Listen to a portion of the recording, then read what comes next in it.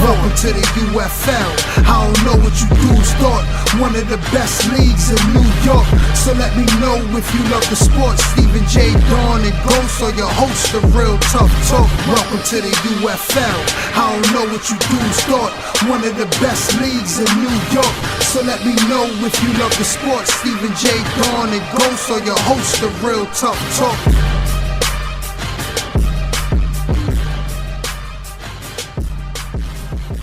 What's going on, people? Stephen J here with Ghost, Real Tough Talk, back on the scene.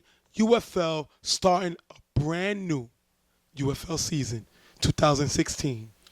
A lot of interesting things with teams joining together, a lot of guys being picked up by certain teams, a lot of off-season stuff that's interesting to talk about that'll pretty much change the way the game is played in our league this season. And we have a special treat for y'all. We're going to show you the BQFL C Championship between two of the UFL's very own Generals Primetime. Great game. We're going to show that. And just, everybody that knows City Island is about to start back up. I'm wearing one of my original Horseman jerseys. Which is very, very old, by the way. Listen, we were in there. Okay, so we know what it can be like. Okay. I know everybody's excited about that starting. And, yeah, I'm losing my voice. Yeah. Mm-hmm. But it's all good. It's all good. I'm going to let my viewers know that December 8th, I will be going in to get a little surgery. I'll get into details when I come back. I shouldn't miss any games or anything like that. I'll get into the surgery, what I had surgery on when we come back after that date. Okay. But we're not going to focus on that, just to let y'all know a little something. I'm losing my voice because we had a very interesting season, opening day. We only had 6 games, and actually only 5 games. Yes. And we had 1 forfeit. So we're going to talk about who was that forfeit. But first, we're going to get into the primetime Generals game, Championship BQFL. And when I say this game was an exciting game from beginning to end, is a lot of things that happen. The directions change every so often that you didn't know who was going to come out on top, all the way to the end of the game that had you at the edge of your seats throughout the whole game. We're going to let you also know the A Division chip, you had the Browns beating Blackout. B Division chip, you had Primetime beating Blackout. So Blackout lost both chips. And then you have the C that we're going to show you and we're going to get into right now. The key matchups would be limiting Berto's turnovers. I was one that jumped on him all season about the turnovers he made this season and in the springtime. And I think that's the key to that. And on the general side, can they stop Primetime's physicality? Primetime's a bigger team than them, and it seems that teams that's bigger than them usually give them problems because of the size. Well, the thing about Generals is they're more known for speed and athleticism on their team. They have a lot of young guys that can go out and make plays. But Primetime obviously has the size advantage. So any coach that knows that his team has a size advantage is definitely going to keep the ball on the ground and try their best to run through that team. So pretty much we're going to see these. I'm pretty sure Primetime seen this coming into this game, and they're going to take advantage of that. It's all up to how the Generals react to it. Well, we're going to jump into the game right now. We're going to see Spaz get the ball, and he's going to make a decent run on this play right here. The next down, you're going to have Shy drop a touchdown pass on 3rd down, and we've seen Shy do a lot of this. Won the MVP in the UFL, but we also see Shy drop a lot of big plays, big play drop here. And then you're going to see on this down, the Spaz is going to never look left. He's going to have 2 guys open on left here. If you see it, he's going to force it right, and it's going to be turnover on downs. I think he was upset based on the touchdown that Shot dropped. He decided to force the ball in, never looks to his left, turnover, gives the ball at prime time. And that's unfortunate because when a quarterback is in a situation where your guys drop a pass, then you got to make something happen in the next play. Sometimes you got to span the whole field and give every opportunity for a receiver to get open. It looked like on that play that he censored on Julio on that play, and the defense picked that up, and they were able to make a play on it. If he would have given himself at least an extra second to look throughout the whole field, maybe something different would have happened on that play. Primetime's going to get the ball back. And they're going to start here where on second down they're going to have a run. And you're going to see that they're physically stronger than Generals. They're throwing them around, which we indicated in the beginning of the game. And that looks like it's going to be a strategy for Coach Tiki. He's going to, on third down, he's going to have a short pass by Berto. And on fourth down, he's going to run the ball to the right side with Lamar for the touchdown. And my issue with this is they ran 6 plays, 4 of them were runs, 2 were passes. He's limiting Berto's chance taking and turning the ball over. Where with the ground game, it worked, touchdown, prime time. And that's 2 pluses that you have with this strategy. Not only do you keep Berto, reducing his passes, saving his arm, and reducing the chances for him to make a mistake in a big-time play, but you also run through the lighter and smaller Generals defense. So that's 2 advantages you have for using the strategy, and I think they worked out for their first drive. Next series, you're going to see Primetime throw the ball onside kick, and it's going to give the Generals great field position. Bad idea. I think you already seen him struggle to move the ball. Why would you give him half the field? But I guess that's why Tiki's a coach. On second down, he's going to Spaz is going to find Prodigy for a quick play here, and on third down, he's going to find Cecil in the back of the end zone for the touchdown by Cecil. On the mixed extra point, 7-6, they're back in the game. And it seems like after that last turnover, Spaz was able to get into rhythm with his offense. He was able to find receivers open, chop up the field, and actually, keep calm. Even though they turned over the ball, they end up recovering this drive, and they put points on the board, and they're right back in the game. After the first down run by Berto, they're going to end up running the ball again, showing that Generals are in a man, and it's going to give Berto the whole right side of the field. They're going to run again on second down, setting up this play right here. Third down, play action. Shy's going to step up, and you're going to see throw the ball to the back of the end zone, and Bo's going to get a step. But Trey's going to get over to knock the ball down. It's almost picked off by Trey. Great play here. You got to give it to Tiki for calling that play. It was just a bad throw. And like you said, it was a good decision because they've been running pretty much this whole half. So catching them off guard with an option causes the defense to step up, and that gives them an open throw to the end zone. On fourth down, you're going to see Primetime's going to go for it. If you look at this play right here, you're going to see Prodigy and Cecil both guarding Disco. And if you look on the other side, you're going to have Izzy and Trey both guarding Show, which is going to leave Dre wide open in the end zone for the touchdown, putting them back up 13-6. And that is all about no one talking. No one talks. Dre's wide open. They're going to double up 2 guys on their Generals defense is going to double up 1 guy each, leaving Dre wide open. Bad play by the Generals. Touchdown, prime time. And the one thing that could have changed it was communicating. If they would have communicated, whoever saw Dre sliding in the back could have mentioned it to the next defender, and they would have been able to pick it up. But because they're staying silent in the secondary, that gives Dre the opportunity to go right in between their defense and be open for a touchdown. If they don't communicate on this Generals defense, that's going to happen to them all day.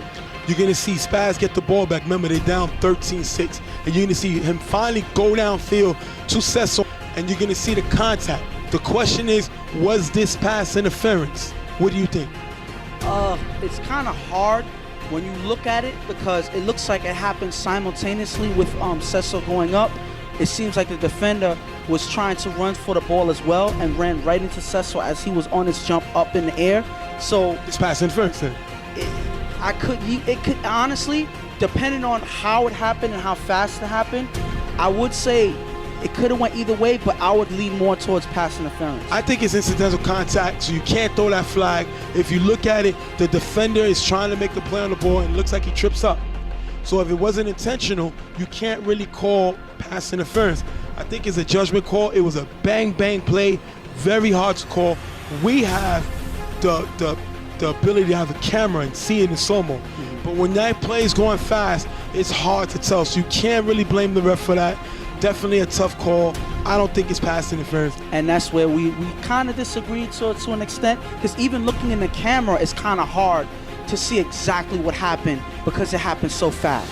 You're going to see second down. Spaz is going to go to shot, and it's going to be incomplete. On third down, he's going to find Preacher Prodigy on the play, and on fourth down, Preacher's going to miss the block, and you're going to see Spaz get sacked by Trey, turning over the ball, and that's all on Preacher. You got to pick up Dre. The blocking, you're there to block. You can't miss this block. It's a championship game. Give your quarterback time. You don't sack, turnover on them. And the whole thing about it is, he's not reading where the defender's going. All Dre had to do is make a move to get past him and go right for the quarterback. Sometimes as a blocker, you got to know exactly where your quarterback is at, what position he's in, so you can keep the defender who's rushing in from getting to that quarterback. You have to position yourself properly. He doesn't do that here, and Dre's able to catch him sleeping and get the sack. Primetime's going to run 2 plays, but he's going to be off or not. He's going to take it 6.5, 13-7, Primetime with the lead. And right now, Primetime has the momentum. They're pretty much doing everything right. Besides that one drive where they didn't score. They scored. Well, they yeah, got the ball all game. Pretty much besides the HB option that didn't work, they've been doing everything right. They've been keeping the ball on the ground. They've been keeping Berto, comfortable. He's not making as many mistakes as he's known for when he's trying to make something happen. So I think that they're going in the right direction, and they're keeping the ball on the ground. That's something they should do for the rest of the game. General's got to help Spaz. They're not helping them. They're not making plays, and then Spaz is locking up on one side of the field. When you do that, you have a problem. You're not going to be able to move the ball when you're focused on one side. On the other side of the ball, I give all credit to Tiki, because if you look at this, Primetime ran 16 plays. They scored 2 touchdowns. Berto threw 4 passes. What type of strategy is that? That's keeping the ball on the ground, Keeping obviously. Berto out of trouble. And not, if you can do that, you're going to help him win games. I mean, yeah, like I said earlier, it's 2 stones, 2 birds and 1 stone. You run through the smaller defense, and you keep Berto from throwing more passes than he needs to. So yes, you keep him from making mistakes, like you said. And this was the strategy from the beginning of the game, and it's working for them right now. I think they should keep at it, and they can come home with this win. Well, they had the ball twice, and they actually got it 3 times, but the clock ran out. They had the ball twice, and they kept Berto without making a turnover. So when you do that, it's a smart idea. I think Berto have one of the strongest arms in the league, but he tends to make turnovers. But if you can limit his turnovers, you got an opportunity to make big plays. Tiki, brilliant strategy in the first half. They're going to go up into the half, 13-6.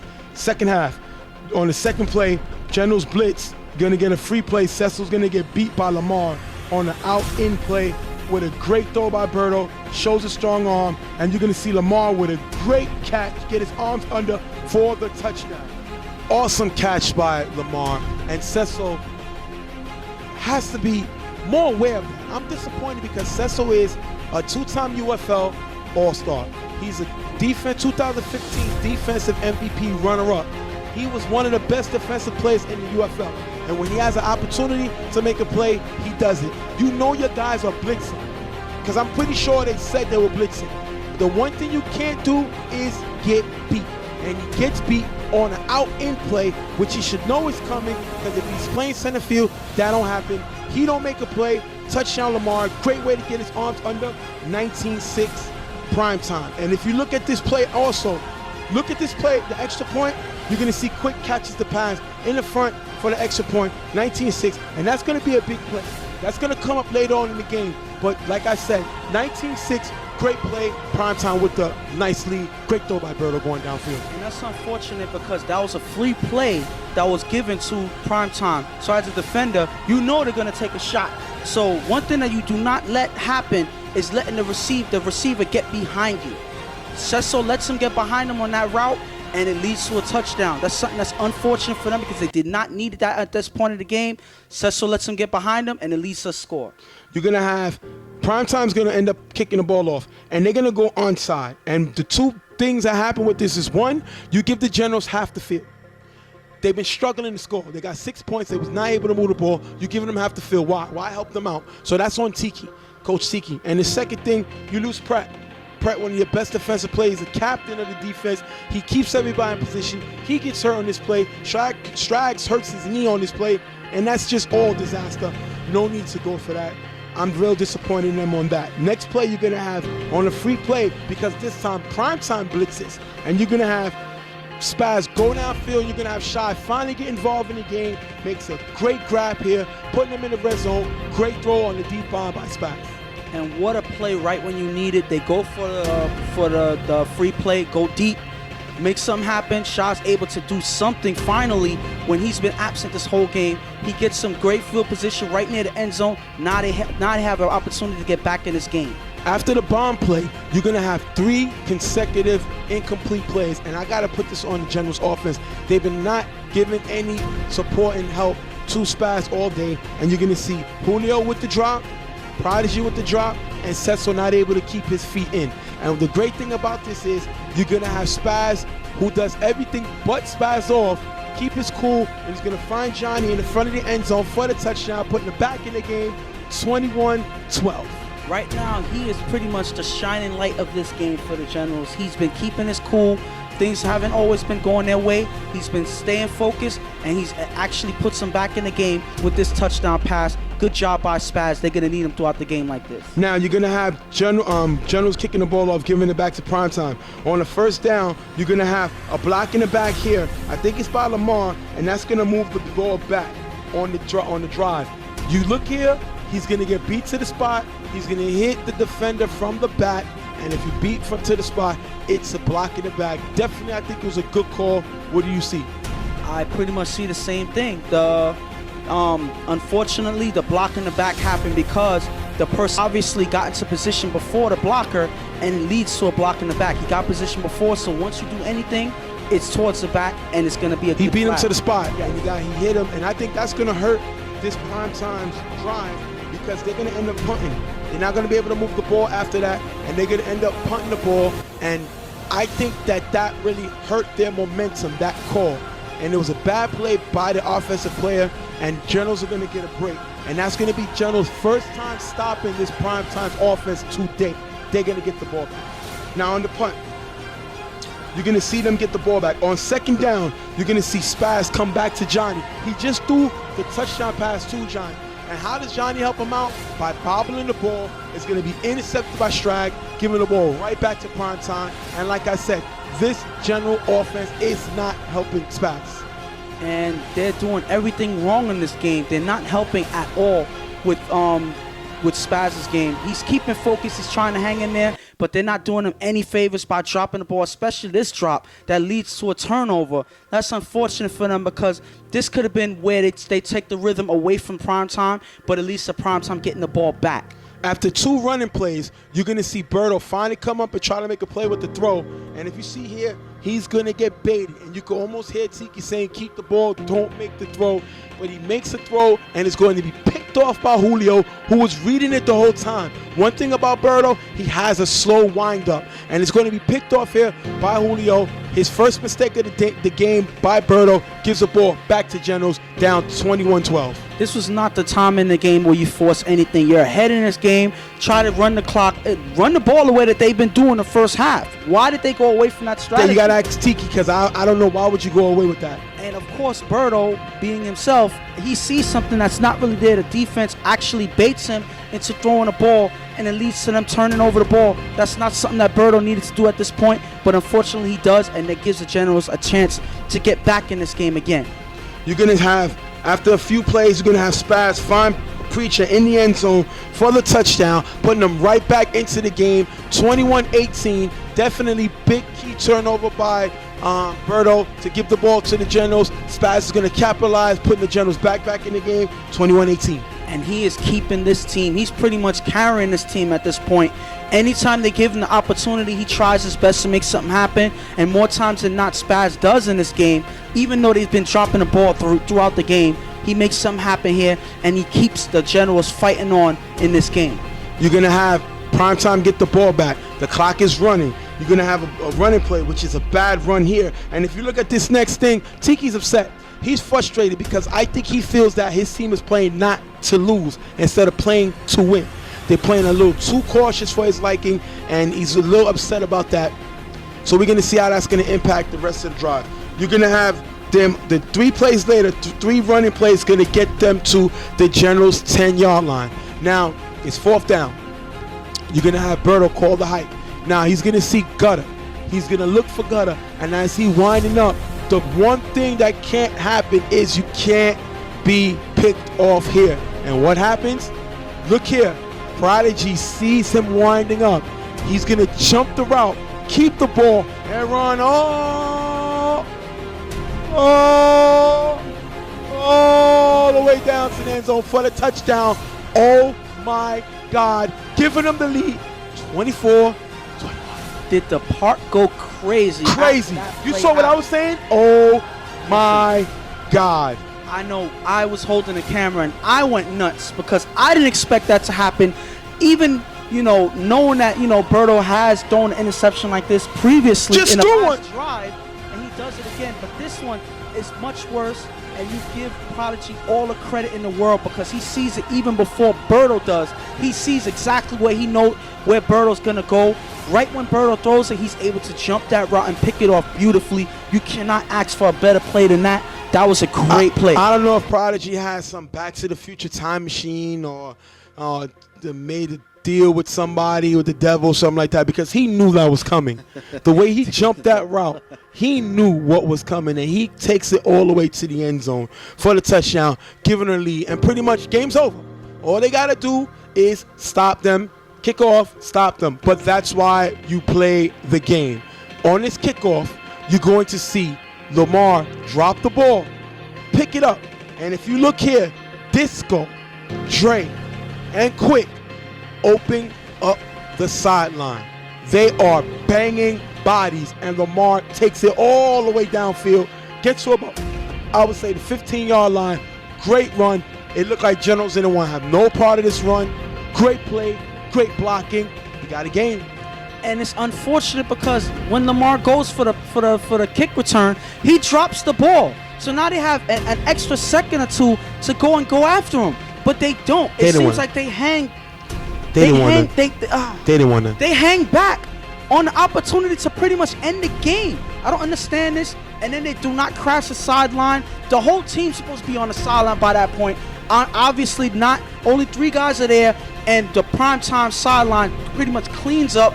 And Lamar's able to run all the way to the other side of the field, giving them great field position and a chance to go ahead with this win.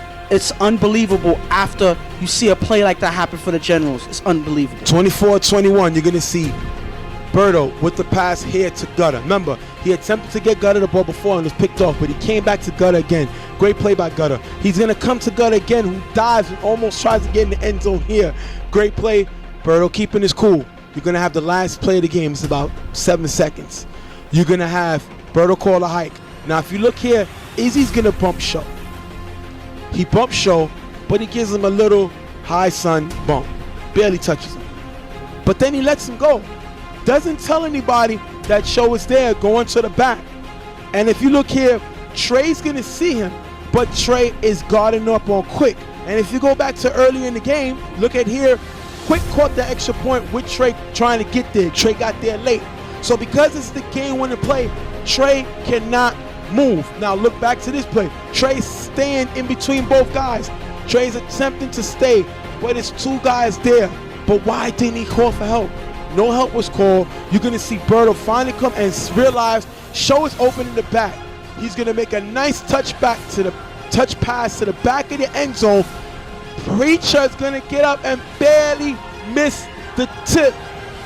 Show with the catch. Touchdown. Championship. Prime time are the champs. And can you ask for a better ending to a championship game? Wow. That is an amazing ending. Wow. Berto, who gives up 2 turnovers, 2 interceptions, one's for pick 6. He keeps his cool, and he makes something happen in that drive, and he makes that touchdown pass right when they need to, and that's a game winner right there. You give Berto all the credit in the world. He wins. He helps them win that game, and he does it. And he dedicates that pass all to you towards the end. Yeah. He pretty much, that was a shut-up touchdown pass right there. After all the adversity, which is what this team been talking about all game, they get through it, and Berto's able to make something happen at that last play. So he was shutting me up? I think so. He threw 2 picks. They almost are gave up the game. champions. It doesn't matter how you do it. As long as you come home with the trophy, that's exactly what happened. I think he did shut you up, at least in this game. At least in this game. Well, usually, let me get this stuff together. I don't usually shut up. Stephen J. don't know what shutting up mean. You don't. But he shut me up. He kept his cool. He took everything, all the negativity, all the doubts, getting benched, saying that he's the weakest quarterback on the prime time. He's behind Chino. He's behind Dion. And he put that all in the box. Tied it up. Put a bow on it. Got the stamp. Send it with my picture to show for the touchdown. So I'll take that. Much respect to Berto. The league is yours, brother. You won it. Nobody can take that away from you. All the doubters, all the disrespect, all the criticism by me. You got it, brother. I got to give it to you. Congratulations. Great throw. Way to keep your head out. We would have saw a lot of quarterbacks done broke down after giving up that touchdown. Pick off. And I got to give it all to Tiki. Great play calling. He didn't bench Berto at this time. He didn't come with some weird play. He didn't come with no pitch back play to Chino. Let Chino throw it. He went with his guy. And his guy scored and gave him another championship. On the other side, Generals played great. You know, they gave everything they had. They made some mistakes. But they went undefeated. They came into BQFL. They make noise. They're coming back to my league, UFL. They're gonna step up. And they have nothing to hold their head. You're going to see right here, Cecil's hurt. If you look at him, and I've been there, we've all been there. He's hurt. Coach Jose's hurt because these guys are still new to this. And to get all the way down here and have your C team make the chip. Remember, they picked up Pablo on the B. Pablo is a known character. He's a guy who paved the way for this touch football stuff, and he couldn't do it. And you had Preacher, who I'm sorry, you had Spaz, who I said wasn't a quarterback. I said should play tight end. I said should let Sarge throw. He took all that and he did that. And that's what the show is about, guys. If we say something and you feel we're wrong, show us. Don't get mad because I'm not here to be a friend. I'm here to give my opinion and state facts. But sometimes the numbers are wrong. Yeah. Both teams were successful this season, but you can only have one champ, and that champ is primetime. And congratulations to them. Hopefully the Generals can bounce back after this and become even stronger. They've accomplished so much in the short time that they've been playing together. This is pretty much a new team, you know, a combination of a bunch of guys coming together with a mission, and I feel that mission isn't over. You know, they came up short this time, but that doesn't mean that you give up now. That's what makes you hungrier. That's what makes you feel that pain and never want to feel this pain again. So it's their job to move forward and make something happen. Well, we're going to end this one. We're going to go to our first break of the show. Congratulations to that team. Great championship. Primetime is coming in. They put the UFL on notice. They're here to win the chip. That's all they're here to do. They love the show. They're some of our biggest fans, but their mission is to win the chip. And Generals went to the chip, and they say one goal, one team. One team, one goal. And that's what they're coming in to do. So I'm proud and I'm honored to have both these teams in the UFL league. A lot of talent coming. Great. But like I said, only one champ. C Division Championship. Primetime. Over the Generals, 27-24. Lamar, MVP of the game. Great game. 2 touchdowns. Great run. Great kick return and great diving touchdown. Yes. Great game by him. Over this game. And we're going to thank y'all for being with us. We'll be right back on Real Tough Talk.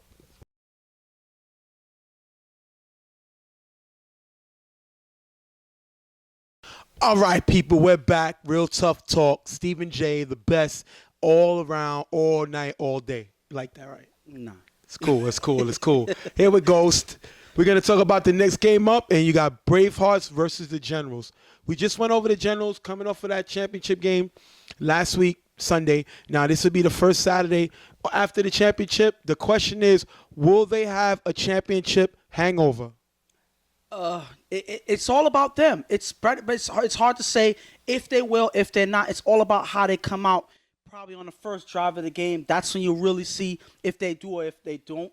But hopefully not, but you'll never know. We've seen don't Don't Sleep combined with Bravehearts.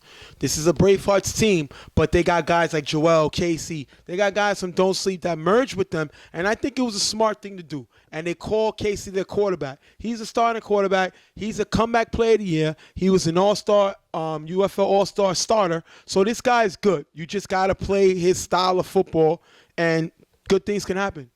And I kind of like his style. He's a safe quarterback. He doesn't do more than he needs to. He drives. He's a chop down the field quarterback. He's very accurate with his short passes, and he gradually moves his offense down the field, which is a comfortable rhythm that you can have for your offense that can help you win games. And we're gonna get into the game right now. Like I said, we're gonna have to see if the Generals are gonna be having hangover from the last shift they just played. We also said at times, while we're recording the show, we will post up, we're recording, and the first person to hit us with a text by a certain time can access any question that they want through that text. We will shout them out, we'll shout out their name, and we'll ask their question. So that's going to be interesting. People who follow us a lot, listen, we're going to send you shirts, UFL shirts, Real Tough Talk shirts, pictures of me, and pictures of me. I don't think they're gonna. So listen, follow us, share our page, get us out there, guys. We're trying to make this movement. It's all about y'all. It's all about football. We're gonna get to the game right now. And our first text was actually from Nicole. She run, I believe, is the ADW league, softball league, and we're gonna show her love. She definitely always looks out for us, and we want to thank her, Nicole, for showing us love. Good luck with the softball. We appreciate everything you've done to help us, with your advice, and we want to thank you for reaching out with the text. Much love to you, Nicole. First possession for the Generals, they go 4 now, unable to move the ball. And I think the first drive, they look like they had a little bit of hangover, which was thought to be the problem coming into this game, but we're going to have to see what happens. They're unable to move the ball in the first series. On Bravehearts' first possession, they drive the ball, and on third down, Casey's going to hit Joel on the screen pass that moves him all the way to the 20-yard line. On fourth down, Casey's going to try to get the ball to Lou, but underthrows him, and is going to be picked off by Julio, and Casey has to get that ball up. He threw it under too low, and it was picked off. He has to get it to the guy, and he has to do what he does. He's an accurate guy, doesn't have a big arm, got to know what you could do, had a guy in the front, went to the back, picked off Julio, who had one with the last game we talked about, great interception. And that was just Casey going a little bit out of his style, going for the back, for the receiver in the back rather than going for the front, and it led to interception. Don't go too much away from your style. Play your game. Get down the field the way you usually do. Chop up the field. Get some yardage. Get closer to the end zone than you did in that drive. And I think that he'll be more successful in the next drive. Generals get the ball back, second possession, and it's pretty much the same as the first. 3 plays, 3 yards, punt. Did you hear what I said? 3 plays, 3 yards, punt. That's a yard a play, pretty much. Yeah, pretty much. This team is not looking like you thought they would be. Coming into the season, we thought that they was going to give a lot of teams a battle, and they don't look so right now. On Braveheart's second possession, Casey on fourth down is going to get blitzed, which is picked up. He's going to move to his right. He's going to get the ball to the spot. Lou does the rest with the touchdown. Great play here by Lou. They missed it. Wasn't there the first time. Casey came back to him, had a big pickup on the block on the blitz, finds Lou, touchdown, Bravehearts. And this is the style that we usually see KC do. Find his receivers and give them space to run the ball. They make a good block here. They score. This is their first time getting things right. And we may see more things to come if Casey keeps in rhythm in this way. It's all up to Generals to respond. You're going to see now, Generals going to get the ball on the third possession. Spaz has a slow start, but this time he's able to finally find a receiver who gets behind the Bravehearts deep. But Bito's going to drop the ball. The pass was put right there. Spaz on the rollout, throws it right to him, and he has to help his struggling quarterback. He's going to throw it up. He's going to end up tossing up on fourth down, turnover on downs. Bravehearts going to get the ball back. They're not able to move the ball. That's going to take us into the half. 6-0 Bravehearts. And that's unfortunate because this could have been a tie game or a game with Generals having the lead if that touchdown pass wasn't dropped. That was a wide open touchdown pass. Spaz is able to, the defense actually leaves him open, Two guys are on the sideline, leaves them open, and Pito is not able to come up with that pass. It's inexcusable, and that's what we've been talking about from the last game. Receivers not playing for Spaz and not making plays that they need to. And we're going to talk about, we're in the half right now, 6-0. Generals are not showing us anything. They had the ball 3 times, not able to do anything with the ball. And where's Cecil? Cecil had 1 catch the first half. Where is he? This team cannot win without him. He needs to be a leader. Stop worrying about the refs. Stop worrying about this. Stop worrying about that. Lead your team. We talked to him in offseason. He made us believe that this was the team to beat, and right now they don't look good. And maybe there is some truth to that hangover from the championship game. You see that you can feel the atmosphere. It's very heavy with, like, I don't know, like hurt, pain. I don't know, from the last game that they played. You could see it carry over to this game. Their spirits wasn't the same as they usually are. They're not as confident. They're not playing with any energy in this game. And you see it, and the Bravehearts actually took advantage of that. And that's why they have a 6-0 lead right now. Bravehearts is going to get the ball in the second half. They're going to unable to move it, be unable to move the ball. They're going to go 4 and out, giving the Generals back the ball. And on first down, Spaz is going to get sacked by Dave. Great play by Dave to get the sack. On third down, Spaz is going to get pressured again. This time he's going to throw a bad pass. He's going to be picked off by Dre, giving the ball right back to this Bravehearts defense. And they team, and this Bravehearts defense look really good right now. They're pressuring Spaz, force him to make throws that he's not comfortable making. Picked off, great pick by Dre. Locking up on defense, giving the ball giver and the blitzer a chance to put pressure on Spaz. They're taking away Spaz's cushion, his time. So he's not able to make a decision in terms of trying to make something happen. And unfortunately, what happened was an interception. That's not something that they needed, but unfortunately it happened for them. Great defense by Braveheart. Next possession, KC is going to get the ball. On third down, he's going to get blitzed. He's going to move to his left, throw back to his right, and find Steve in the end zone for the touchdown. 12-0. Great throw by KC. When you give him time, he can make these throws. Great throw, 12-0. It seems like he's comfortable in the pocket. Like you said, they're giving him time. Receivers are actually taking advantage of this Generals defense, which isn't showing you anything right now, and they're just pretty much picking them apart. They picked them apart in this drive. Casey's able to make a nice throw for the touchdown, and all it is the Bravehearts are on to the races, and the Generals have no way of responding right now. And we're going to get into the injury report that we didn't talk about at the beginning of the game because Dawn is on vacation. Shot's hurt. The reigning MVP is hurt. Knees down. You know what I mean? He hurt his knee. Definitely not able to play. He played in the championship game. He got hurt within that time, and he's down. Stays out maybe about 3 weeks, and that's a big thing for him because not only do we see him step back in his play, we also now see that playmaking ability is lost from the Generals, which they show in this game. Not able to move the ball, not able to do what they usually do with that spectacular play from him. And that's one of Spaz's favorite receivers out there roaming around. He's very athletic. He makes plays happen, and without him even out there, it kind of changes Spaz's game a little bit, maybe for the worse, because that's one of his comfort zones, having Spaz out there, knowing that he can make a play for him. And he's not out there, that just changes everything for this Generals offense, and something needs to happen soon because you can see that him being missing in his team is affecting him. Next possession, Spaz is going to get the ball. He's going to start getting into rhythm. He's going to compete his next few passes. And on fourth down, with the pressure, he's going to unfortunately underthrow Cecil, which is going to be picked off by Steve, giving it back to this defense. That is going to be Spaz's 3rd interception of the day. And I don't know what's going on with the Generals. They're off at this game. They're not ready for this game. They're not playing the way they want to, they need to. And it seems like they don't really want to win. They have nothing in them that shows that they're here, they're present, and they're playing.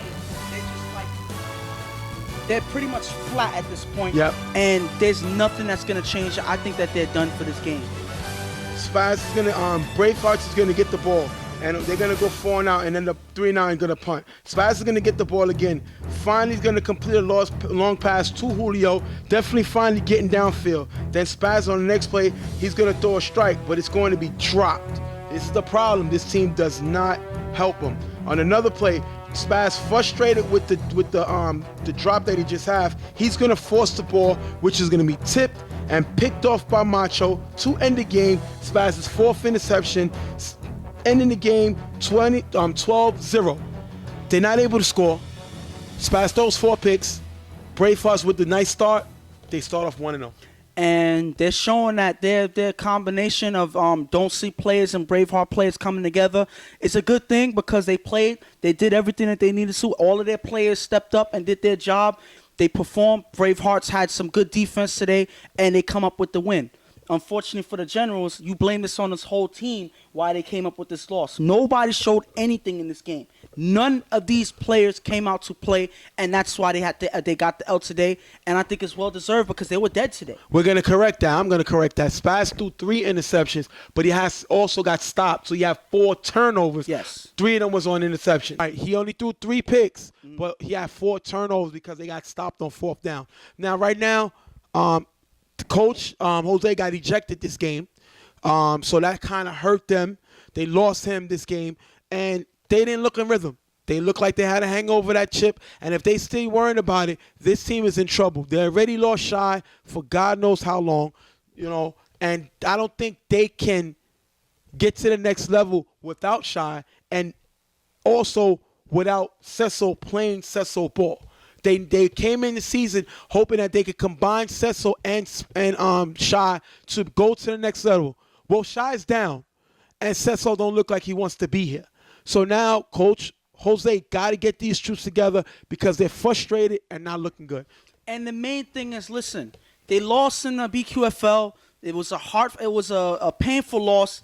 Get over it already. When you come to play this game, you have to like you said before, you have to have a short memory. These things have to be left in the past, and you have to move forward, and you have to look for better in the future. If not, this is going to be what's going to happen, and it's going to be a bust up to this moving forward if you don't let this pain wash over you right now, right here. This is a good thing that it was a first game. You let this pass by you, and you move on for the next game because the next game is going to show if you're serious, if you're a pretender or a contender. This is your job to show it here. And the Bravehearts started on a good foot. Casey did what he had to do, kept the ball short, 12 points. Casey's going to give you 12 to 20 points. And if you can play defense for him, you're going to win games. Definitely good win for the Bravehearts. They come away with the win. Congratulations to them. We're going to go to our next Ghosts don't like when I say commercial break. There's a reason why. So we're going to take a show break right now, and we're going to be right back. Real Tough Talk. Generals take this big loss. Big win by Bravehearts, 12-0. Yo, what up? It's Cecil from the Generals. You already know, man. You're watching Real Tough Talk. My man Stephen J. and Ghost, you heard? Next game up is going to be Reloaded versus the Gunners. And if you've been following Facebook, at times me, Stephen J., and the starting quarterback of Reloaded, Bruce, have gotten into it back and forth because he feels that I should wear a Carver Violators jersey because I talk good about Fred and Chuck, 2 quarterbacks who happen to be the all-star starters of the West, which was Chuck and Fred, happen to be the quarterback of the year and the offensive player of the year. So I guess I'm a fool when I talk about what they do well and the very limited mistakes that they make and broadcast more mistakes that these other quarterbacks make. I'm not here to lie. I'm here to tell the truth and tell you what I see, and my facts are always backed up. Everything, my statements are always backed up by facts. If you don't like what I say, prove me wrong. Now, this ain't nothing personal. I don't want guys to think that me and him have a personal problem. We're just talking. He's talking to Stephen J., and I'm talking to Bruce, the quarterback of Reloaded. It's not has nothing to do with Jay Brown. This is Stephen J., just to let y'all know. Now back to being Stephen J. If Bruce wants to shut me up, he has to show in his play. We've seen other quarterbacks shut me up. I just said Birdo shut me up because I broadcast his mistakes and he came away and won a chip. So you're supposed to use what I say as motivation. If you don't think that my facts or my statement are facts, then feel free to challenge my statements. Anytime Bruce wants to call in the show and we have a discussion, I'm with it. I'm here. You know what I mean? We can go back and forth. I give him a segment to say how we feel, and we'll broadcast it because we have no reason to hide anything. So that being said, we're going to have to see how far this team could go. I also say Brian has to be more of a leader on this team. He has a talent, but he's not getting better. Because why? He's a downfield home run hitter. He doesn't make these guys around him better. And that's the whole thing about him and Bruce. They love the home run. And that's something that they have to deviate from because There's certain times where the defense are looking for the home run play. They're going to play a prevent defense. They're going to play back, knowing that you're going to go deep. So now you're forced to chop up the field, which is something that Bruce doesn't give himself the ability to, because he doesn't take those chances in chopping up the field. He likes taking chances deep, and the defenses are ready for that. And then we're going to talk about Gunners. Vaughn, starting quarterback of the Gunners, played terrible last year. Terrible. I give the team credit because they come out and they give you everything that they have. Some of their players may not be the most organized players, but they play hard. The problem is you got to make a decision in Vaughn's case. Is he going to continue to be the starter and do stuff to make his game better, or is he going to continue to struggle? My biggest thing is Mini Bones, which is Bones for Wyman's younger brother. Will he be traded? Remember, week 3 and week 4, you could pull trades, and I think this is going to be a guy where teams are after. The question is, will Vaughn be willing to give up his best asset, what he's going to get back for it? And pretty much if you trade Bones, Mini Bones, you're basically saying your season's over. So we're going to have to see. I know it's pretty much early to talk about it now, but it's possible it's a situation that we can see ourselves talking about later on in the season.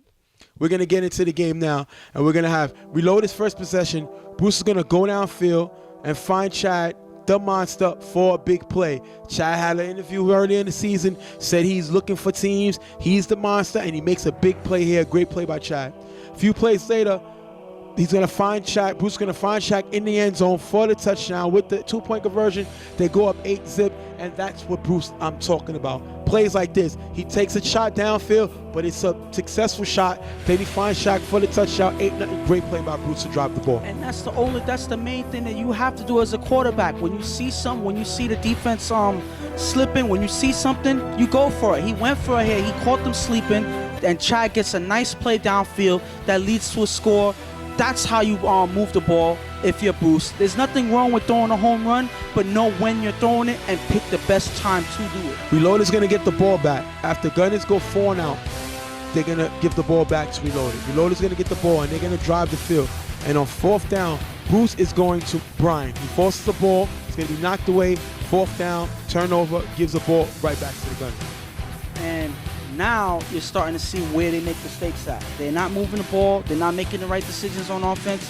And obviously they get stopped here on a team who I'm not going to say are a team that can't stop them. They're not but on their level. The point is, when you're supposed to drive down and score, they don't. And on a team like this, you're supposed to take advantage of the weaknesses they have, and they don't. And that gives the other team a chance to beat them. That's their problem. Gunners are going to get the ball, and they're going to get a turnover on downs, giving the ball back. If you look here, these are mistakes made, and they're going to get a turnover on downs. Reloaded on their third possession is going to get to the 10-yard line. On 4th down, Bruce makes a great throw to Shaq, who's going to drop the ball. Now, it could have been a touchdown. We get on Bruce. This time he makes a great throw. Shaq drops the ball. And unfortunately, not only is it a turnover on downs, but Mr. Monster Chad gets ejected for cursing. You can't want to be the villain. You can't want to be the spotlight and can't stay in the game. At the end of the day, Monster, the Beast, all of these names, but the main name that you should have for your team is leader.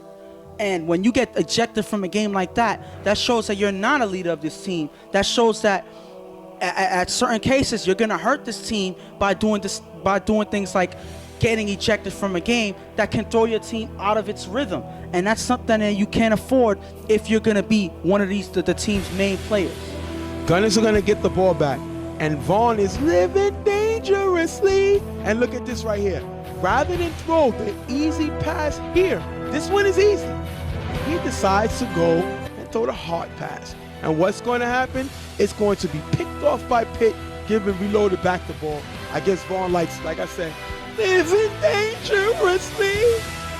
I just think he's generous. I think he has a generous heart. I think he likes giving to people in need. And when the Reloaded needs the ball back, I think Vaughn is ready to give it to him, because that's exactly what he did. What about the singing? Living dangerously. I don't think you can sing it because you should be singing right now. Just don't even do that. The point is, he was charitable in that drive, and he gives Reloaded the ball back. The crazy part about this is, I think Bruce is up to the challenge, and he feels that he wants to out-turnover Vaughn. and he's going to force the ball, which is going to be picked off by Zay, giving the ball back to the Gunners. And I like this kid Zay. He's athletic, he gets to the ball, he's fast, and he plays with a chip on his shoulder. They're going to get the ball back right now, Gunners. And right now, he's been their only shining light on this team so far. He's the only one actually trying and making plays for this team at this point. Right now, it seems like both quarterbacks are trying to outplay, be more charitable than the next person. But if you want to be charitable, do it in a soup kitchen. Don't do it in a football game because it's not helping your team win. They're going back and forth at this point. And how can you beat Violators, Carver, the U, Riot Squad, all these top teams? How can you beat them when you're struggling with Gunners? No disrespect to Gunners. They're on the way up. But how do you beat teams that's already up there if you're struggling with those teams that's coming up? Gunners are going to get the ball, and they're going to go to 4 now. And for the love of my audience, we're going to cut to halftime and get ready for the second half, which is more exciting than the first half. So us cutting right now to the second half of the game, that little cut that we're doing now, it's more exciting than the whole first half. Wow. And that's horrible to say because regardless of if Reloaded put up points, the point is after that, it was just back and forth. Horrible play on both sides. People getting ejected. People not doing what they're supposed to do. It was pretty much a bad game for both teams after that first score by Reloaded. Second half, Jaden's going to get the ball. Jalen is going to get the ball in space. He's going to make a few guys miss. He's going to run it all the way for the touchdown for Reloaded. And all I can say is speed, speed, speed. And some nice moves. Yes, this team, I give it to Shaq. He picked up some good players. Definitely good players. Pitt is a good player. Jalen is a good player. Definitely great play by them. Reload is going to end up winning this game 13-0. Pretty much a turnover battle, but they come away with the win and they beat who's in front of them. No matter how they did it, but they got the win. And right now, this is a game, they came away with the win, but this is where you start to say, you know what? There's certain things that just doesn't work. Right. If an up-and-coming team is stopping them, or if you're not able to score on this team, obviously it's something you're doing wrong, and this is the opportunity to fix it for the next game because I'm pretty sure it's going to be a lot harder after this game. Definitely, the league is looking into a play by Ali. Ali had a dirty shot on the quarterback. It was sent that he went high with his hands. The league is going over a possible suspension. The ref said it would look like bang, bang. It looked like he was going so fast. He raised his arms on defensive mode. The league is going over it, and it's possible he can be suspended for a game. We're going to have to come back. Maybe you'll be posted on the website when they have to see if he's suspended for the next game because the UFL is not tolerating any dirty, malicious hits, and this is a possible one. So I was told through sources that Shaq is dealing with it internally. We also was told that Ali was suspended from LES for dirty play. And he said he's gonna take care of it in-house, but he's willing to support the UFL's internal investigation on this play. So we could be hearing a suspension. We could be hearing a suspension for the first half. I don't know what the league is gonna do, but definitely it was some reviewable by this board. And the thing about it is when you already have a reputation with certain refs and certain leagues of playing and making dirty plays like this, you got to find, as Shaq, you got to find a way to clean that up. Either you take them out for a game. Sometimes you have to penalize your players when they're hurting your team this way because you can't afford for this to go on. And this is something that needs to be cleaned up early and cleaned up right away. They're going to come away to win. Gunners, like I said, the question is what's going to happen. They got a few good players in the team. Is Vaughn going to look for a trade to try to get people that want to bring in that maybe have more of homegrown pedigree, meaning willing to learn, or is he going to stay with this gutty guys? These some guys, they could be a little reckless, but they got talent. And like I said, the most humble and talented player he has on his team is Minnie Bones. And is he going to continue to have him on his team trying to carry the team, or is he going to give Minnie Bones the opportunity to go to another team? We're going to have to wait and see. But we're going to come away with Reloaded with the win, 13-0. We're going to take our next break. Real Tough Talk. We'll be right back. Yo, this is Kool-Aid the Beast. Now you're watching Real Tough Talk.